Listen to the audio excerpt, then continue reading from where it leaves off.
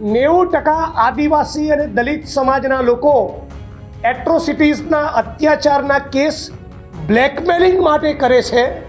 ચપ્પલ से मार खाने के लायक है हरामी साला बास्टर्ड જેવા અત્યંત ગંદા શબ્દોનો પ્રયોગ કર્યો અને આ શબ્દ પ્રયોગ એ વિડીયોમાં રેકોર્ડ થયો એ બાદ દેશના પ્રધાનમંત્રી, ગુજરાતના મુખ્યમંત્રી, રાજ્યના ચીફ સેક્રેટરી અને મહેસૂલ સચિવ તમામ સ્તરે રજૂઆત કરી હોવા છતાં ભારતીય જનતા પાર્ટીની આ મનુવાદી આદિવાસી, ઓબીસી અને દલિત વિરોધી સરકાર આ મનુવાદી અધિકારીને છાવરવા માંગતી હોય, એને પ્રોટેક્ટ કરવા માંગતી હોય, એની સામે ગુનો દાખલ કરવામાં આવી રહ્યો નથી।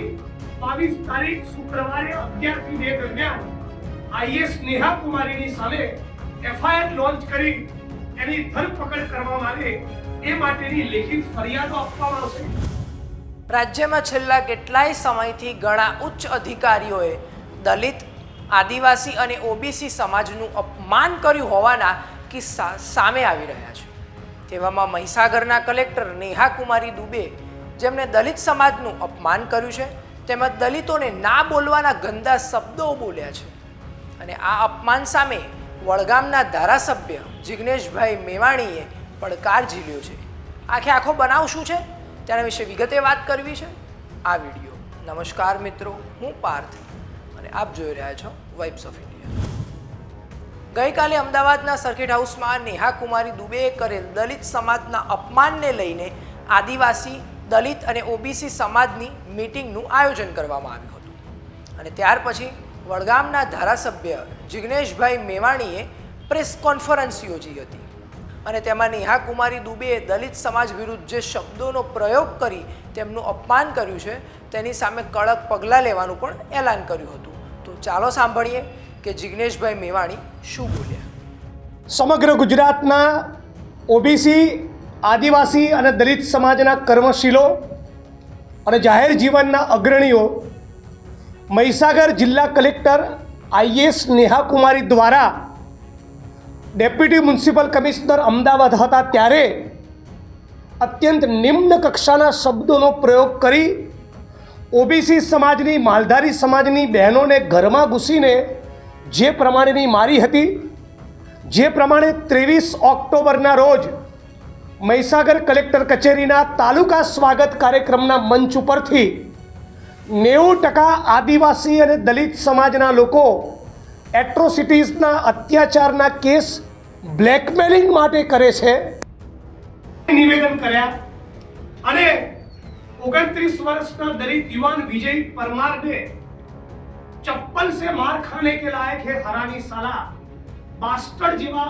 અત્યંત ગંદા શબ્દોનો પ્રયોગ કર્યો અને આ શબ્દ પ્રયોગ એ વિડીયોમાં રેકોર્ડ થયો એ બાદ દેશના પ્રધાનમંત્રી, ગુજરાતના મુખ્યમંત્રી, રાજ્યના ચીફ સેક્રેટરી અને મહેસૂલ સચિવ તમામ સ્તરે રજૂઆત કરી હોવા છતાં ભારતીય જનતા પાર્ટીની આ મનુવાદી આદિવાસી, ઓબીસી અને દલિત વિરોધી સરકાર આ મનુવાદી અધિકારીને છાવરવા માંગતી હોય, એને પ્રોટેક્ટ કરવા માંગતી હોય, એની સામે ગુનો દાખલ કરવામાં આવી રહ્યો નથી, એને સસ્પેન્ડ કરવામાં આવી રહ્યા નથી અને એને સસ્પેન્ડ નહીં કરીને એની સામે એટ્રોસિટીઝ એક્ટ હેઠળ ગુનો દાખલ નહીં કરીને દઝાયેલા ઓબીસી, આદિવાસી અને દલિત સમાજના ઘાવ પર આ સરકાર મીઠું ભભરાવવાનું કામ કરી રહી છે।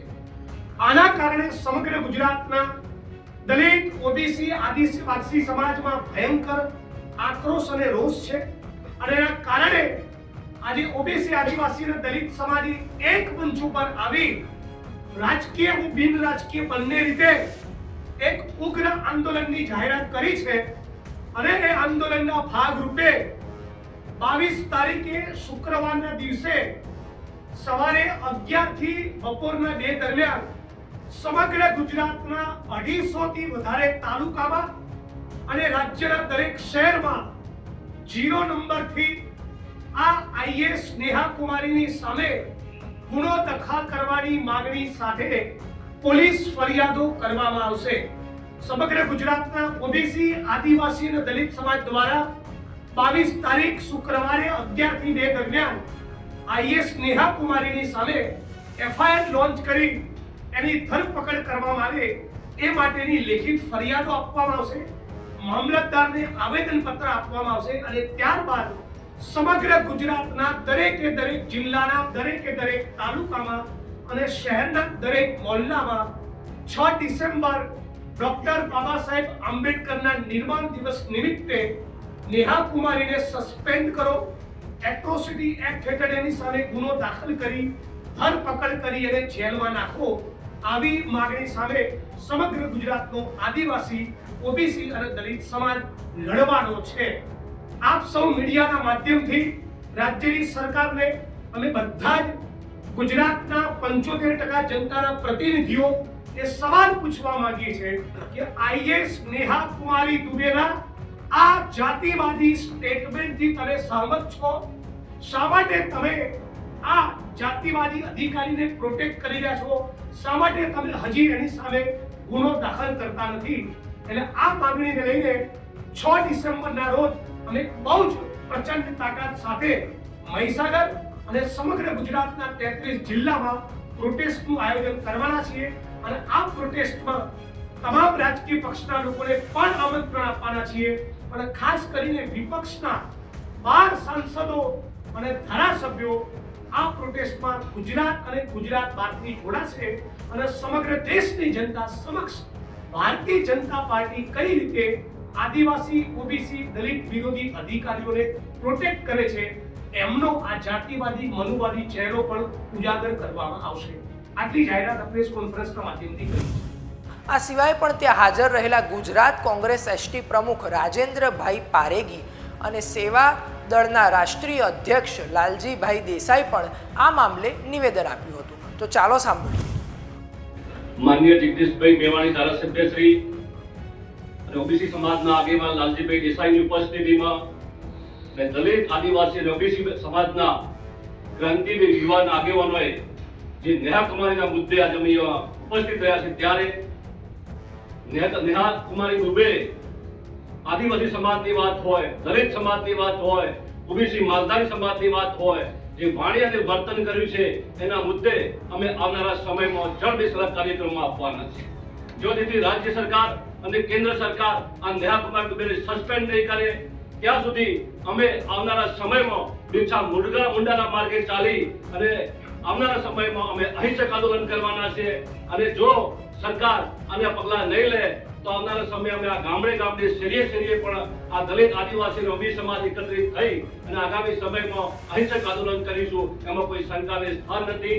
માટે રાજ્ય સરકાર અને કેન્દ્ર સરકાર ત્વરિત નેહા કુમારી દુબેને સસ્પેન્ડ કરે એવી અમારી લાગણી અને માંગણી છે. જય ભીમ, જય જોહાર. આજની બેઠક વિશે જિગ્નેશભાઈ આપને વિગતવાર માહિતી આપી છે. અહીંયા એસસી, એસટી, ઓબીસી સમાજના ગુજરાતભરના અલગ અલગ કર્મશીલો, પોલિટિકલ એક્ટિવિસ્ટ અને સોશિયલ એક્ટિવિસ્ટ બંને પ્રકારના લોકો આજે અહીંયા એકઠા થયેલા અને મૂળ વાત જે નીકળીને આવે છે કે સમગ્ર ગુજરાત જે છે એ એસસી, એસટી, ઓબીસી અને માઇનોરિટી આ 4 જે સમાજ છે એના સાથે થતા અન્યાયની વાત, ગુજરાતમાં ક્યાંક બળાત્કારીઓના સન્માન કરવાની વાત આવે ત્યારે આપણને શરમથી માથું ઝૂકી જાય કે એવું તે શું ગુજરાતમાં બને કે માત્ર ધર્મ અને જાતિના આધારે એ દરેક વસ્તુને જોવામાં આવે છે. એવા તો કેવા આઈએએસ અને આઈપીએસ ઓફિસરો ગુજરાતમાં અત્યારે બેફામ બન્યા છે કે જે અભદ્ર ગાળો અને આદિવાસીનું, દલિતોનું અને ઓબીસી ખાસ કરીને ગુજરાતમાં અમદાવાદ શહેરમાં માલધારી મહિલાઓનું જે માબેનની ગાળો બોલીને અપમાન કરનાર એ જ નેહા કુમારી જે આદિવાસીનું અપમાન કરે, જે દલિતોનું પણ અપમાન કરે અને આવા અનેક આઈએએસ અને આઈપીએસ ઓફિસરો છે. એટલે સમગ્ર ગુજરાત જે છે જાણે પોલિટિકલ પ્રોસેસના બદલે લોકોના મતોથી ચાલતી સરકાર ન હોય અને માત્ર બ્યુરોક્રેસી અને ચોક્કસ પ્રકારના ધંધાદારીઓ દ્વારા ચાલતી સરકાર હોય એવું લાગે છે. ગુજરાતમાં બુટલેગરો જે રીતે આપણે જોયું છે કે પોલીસના કર્મીઓ ઉપર ગાડી ચડાવી દે, એટલે જે આખી આ વાત છે કે એક બાજુ એસસી, એસટી, ઓબીસી માઇનોરિટીને દબાવીને કચડીને ગુજરાતની અંદર એ સરકારી બાબુઓનું અને ચોક્કસ પ્રકારના ધંધાદારીઓનું જો રાજ ચાલે છે આ એની સામે લઈ નેહા કુમારી એક ઉદાહરણ છે.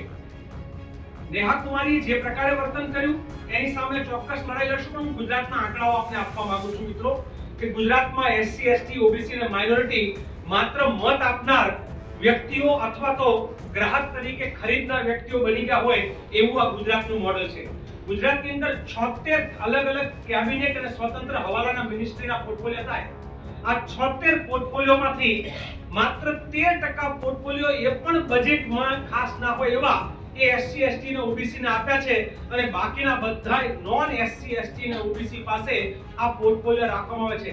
એટલે સમગ્ર ગુજરાત મનુવાદી માનસિકતાથી ચાલી રહ્યું છે. આ સમજ મને ખબર છે કે આવતીકાલે આ અલગ પ્રકારનો મુદ્દો બનશે, પણ સમગ્ર ગુજરાત કે જેમાં 80% સમાજ કે પ્રતિનિધિઓ કે મતદારો એસસી એસટી ને ઓબીસી ના હોય ત્યાં માત્ર 13% પોર્ટફોલિયો આપીને માત્ર 5% બજેટ એમના હાથમાં કંટ્રોલ આપીને આ ગુજરાતની સરકાર પણ એક સંદેશ આપી રહી છે કે એસસી એસટી ને ઓબીસી કે માઇનોરિટી તમે માત્ર અહીંયા મજૂરી કરવા, તમે ગુલામી કરવા આ ગુજરાતમાં સર્જાયેલા છો. બાકીનું બધું જ સંચાલન, વહીવટ, દાદાગીરી કે જોર જુલમ. શરમ આવી વાત એ છે મિત્રો, તમને પણ આ જાણીને લાગશે, હમણાં કઈ જિગ્નેશભાઈ સાથે વાત કરતા ખબર પડી કે જેની ઉપર એટ્રોસિટી એક્ટ મુજબ ગુનો દાખલ થયેલો છે, ગુનેગારના ઘરે મુખ્યમંત્રી ખુદ મહેમાન બનીને જાય અને તુલસી વિવાહના કાર્યક્રમમાં જાય ત્યારે નવાઈ લાગે કે આપણા ગુજરાત રાજ્યના મુખ્યમંત્રી એ ગુંડા મવાલી ટાઈપના લોકોને શું સંદેશ આપવા માંગે છે કે તમે દલિતો ઉપર અત્યાચાર કરો, તમે આદિવાસીઓ ઉપર અત્યાચાર કરો, તમે માલધારીઓને ઘરમાંથી કાઢીને મારો, તમારો વાળ વાંકો નહીં થાય. આ પ્રકારનો જે સંદેશ આપવાનું ચાલુ છે એના સામે લડાઈ છે. તારીખોની વાત કરી છે.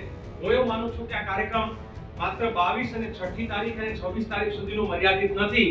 આનાથી આગળ વધીને આપ સૌને ખબર પડશે કે ગુજરાતની અંદર હવે ન્યાયની અને અધિકારની લડાઈ છે એ જનતાના બલબૂતા ઉપર અમે લોકો મળીને લડશું. ધન્યવાદ. તમે સાંભળ્યું કે નેહા કુમારી દુબે કેવી રીતે સત્તાના ઘમંડમાં દલિત, આદિવાસી અને ઓબીસી સમાજનું અપમાન કર્યું છે. તેની વિશે તમારું શું કહેવું છે અને નેહા કુમારીને શું સજા થવી જોઈએ? અમને કોમેન્ટ કરી જરૂરથી જણાવજો અને આવી અવનવી અપડેટ્સ માટે જોતા રહો વાઇબ્સ ઓફ ઇન્ડિયા.